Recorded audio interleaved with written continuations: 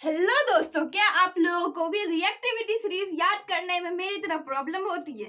तो इस वीडियो को देखने के बाद आप लोगों की ये प्रॉब्लम जो है वो दूर हो जाएगी, क्योंकि आज एक ऐसी ट्रिक लेकर के आई हूँ जिसके थ्रू आप लोग रिएक्टिविटी सीरीज को एकदम आसानी से चुटकियों में याद कर सकते हैं।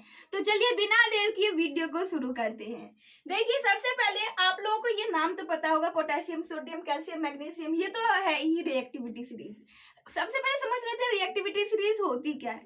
तो देखिए, मेटल जो है वो रिएक्ट करता है ऑक्सीजन के साथ, एयर के साथ। हम कह सकते हैं कि एयर के साथ वो रिएक्ट करती है। कुछ ऐसे होते हैं जो बहुत जल्दी रिएक्ट कर जाते हैं, कुछ ऐसे होते हैं जो बहुत ही लंबा समय लेता है रिएक्ट करने में, कुछ बहुत ही कम रिएक्ट करते हैं। जैसे कि हम लोग अपने नाक कानों में जो पहनते हैं, या आप लोग अपनी मम्मी वगैरह को देखते होंगे पहनते हुए, तो वो सब क्या होता है ना, वो सब एक मेटल है, लेकिन वो सब रिएक्ट नहीं करता है। बहुत लंबे समय के बाद वो धीरे धीरे क्या होता है ना, धीरे धीरे वो पतली होती जाती है, लेकिन वो रिएक्शन नहीं करती है। वो क्या होती है, वो नोबल मेटल होती है। तो वो सबसे कम रिएक्शन करती है। और कुछ ऐसे होते हैं जो कि बहुत ही ज्यादा रिएक्शन करते हैं, जिसे अगर हम लोग एयर में लाए तो वो एकदम बम की तरह ब्लास्ट करती है। जैसे पोटेशियम, सोडियम पोटेशियम जो होता है वो बहुत ही ज्यादा रिएक्ट करती है। तो चलिए इसी को हम लोग याद करते हैं। तो सबसे पहले आप लोग ये वर्ड तो जानते होंगे, पोटेशियम होता है, सोडियम होता है, कैल्शियम होता है। अब देखिए, इसका आप लोगों को शॉर्ट फॉर्म जो है ना वो आप लोगों को याद कर लेनी है। शॉर्ट फॉर्म क्या होता है, पोटेशियम का के होता है, पी क्यों नहीं होता, तो पी जो है वो दूसरा जो मेटल है उसका है, इसलिए तो यहाँ पर के डाला गया है। सोडियम का Na, कैल्शियम का Ca, मैग्नीशियम का Mg। तो देखिए, ये आप लोगों को याद कर लेना। अगर ये आप लोगों को याद नहीं हो रही है तो भी टेंशन लेने की जरूरत नहीं है, क्योंकि तब आप लोग एक सेंटेंस, छोटा सा सेंटेंस है, उसे याद करनी है। वो सेंटेंस ये है, केदारनाथ का माली आलू जरा फीका सा बनाता है। क्या बोले, केदारनाथ का माली आलू जरा फीका सा बनाता है। क्या यहाँ पर मैं लिखी हूँ, केदारनाथ का माली आलू जरा फीका सा पकाता है। चाप। तो देखिए, उधर अभी छोड़ दीजिए, बस इतना ये सेंटेंस है, केदारनाथ का माली आलू जरा फीका सा पकाता है। ये याद हो गया। अब देखिए, अब उसको ऐसे लिख देनी है, केदार फिर नाथ फिर का माली, इसके सामने में ऐसे लिख देनी है। आप लोगों के बुक में ये बॉक्स में दिया होगा, तो सामने में जो जगह होगी ना वहां पर इसे लिख देनी है, ठीक है।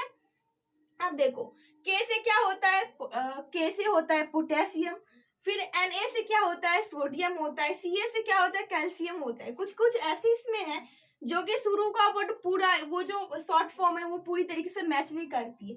जैसे देखिए, SA साल लिखे लेकिन SN लिखा है, तो आपको ऐसे समझ जाना है कि यहाँ पर क्या है, ये टीन का है, आयरन का Fe, ये इसको थोड़ा सा नीचे,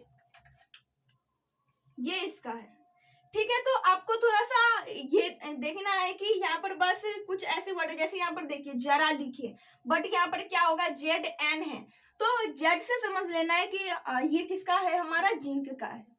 तो आप लोगों को ये सेंटेंस याद कर लेने, क्या है, केदारनाथ का माली आलू जरा फीका सा पकाता है। और फिर यहाँ पर एक वर्ड याद करनी है, CHAAP। क्या याद करनी है, CHAAP, चाप। अब देखो, के से क्या होता है, पोटेशियम, Na से होता है सोडियम, Ca से कैल्शियम, Mg से, देखिए यहाँ पर Ma लिखी हूँ, माली है, लेकिन देखिए यहाँ पर वो वर्ड पूरी तरीके से मैच नहीं कर रहा था, फर्स्ट वर्ड बस मैच कर रही है।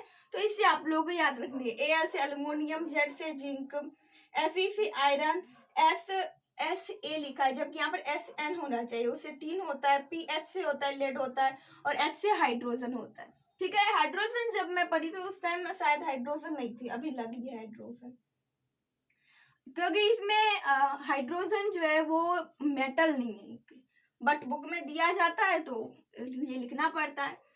तो इसके थ्रू आप लोग अच्छे से ही पढ़ लोगे।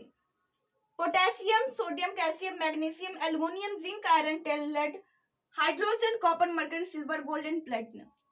देखिए, ये जो प्लेटिनम है ना, ये प्लेटिनम या तो फिर ये तीनों जो है, सिल्वर, गोल्ड एंड प्लेटिनम, ये तीनों एक ऐसा मेटल है जो कि नोबेल मेटल है। नोबेल मतलब कि ये हमेशा फ्री स्टेट में रहता है, इसे ये किसी के साथ रिएक्ट नहीं करता है, बहुत ही कम रिएक्ट करता है। बट इसमें क्या होती है कि ये जो गोल्ड होती है ना, ये सब ना बहुत ही ज्यादा सॉफ्ट होती है, तो इसमें हम लोग दूसरा मेटल को मिक्स करते हैं इसे हार्ड बनाने में। हम लोग जानते हैं, हम लोग गोल्ड की ज्वेलरी पहनते हैं, बहुत ही ज्यादा महंगी आती है, अगर वो टूट जाएगी, तुरंत ही टूट जाएगी, क्ले की तरह रहेगी, तो क्या उसकी ज्वेलरी बन पाएगी? ज्वेलरी अगर बन भी गई तो हम लोग उसे पहन नहीं पाएंगे, वो हम लोग पहनेंगे तुरंत टूट जाएगी। तो इसलिए इसमें दूसरा मेटल डाल के क्या किया जाता है, इसे थोड़ा सा हार्ड किया जाता है। इसी के वजह से कभी कभी खराब सा गोल्ड आ जाता है, तो उसमें आप देखते होंगे कुछ समय के बाद वो धीरे धीरे खराब होने लग जाता है। क्यों? क्योंकि उसमें दूसरा जो मेटल है जो उसमें मिक्स किया जाता है उसकी क्वांटिटी बढ़ा दी जाती है, इसकी वजह से वो खराब हो जाती है। तो प्योर गोल्ड जो होता है ना वो बहुत ही कम रिएक्ट करता है, मतलब आप बोल सकते हो वो रिएक्ट ही नहीं करता, ऐसा है वो। इसलिए ये नीचे का जो हम नीचे से ऊपर जैसे ही जाते जाएंगे वो क्या होगा, वो बहुत ही ज्यादा ऊपर बहुत ही ज्यादा डिक्रीजिंग ऑर्डर में है। ऊपर बहुत ही ज्यादा रिएक्टिव है, हाईली रिएक्टिव है, और नीचे में क्या है, नीचे में नोबल मेटल, मतलब कि जो बहुत ही कम रिएक्ट करते हैं। देखिए इसके बाद यहाँ पर नीचे में जगह नहीं थी, इसलिए मैं यहाँ से शुरू करती हूँ। आई होप ये समझ में आ गया होगा आप लोगों को। अब आप लोग इस सेंटेंस को याद कर लीजिए, और सेंटेंस के थ्रू क्या होगा, इस सेंटेंस को याद कर लीजिए, और उसके थ्रू आप लोग जो ये रिएक्टिविटी सीरीज है उसे बहुत ही आसानी से याद कर सकते हैं। आई होप कि अब आप लोगों को समझ में आ गया होगा। अगर ये वीडियो आप लोगों के लिए यूजफुल रहा तो प्लीज वीडियो करिएगा लाइक, और ऐसे वीडियो पाने के लिए हमारे चैनल को करिएगा सब्सक्राइब। Thanks for watching.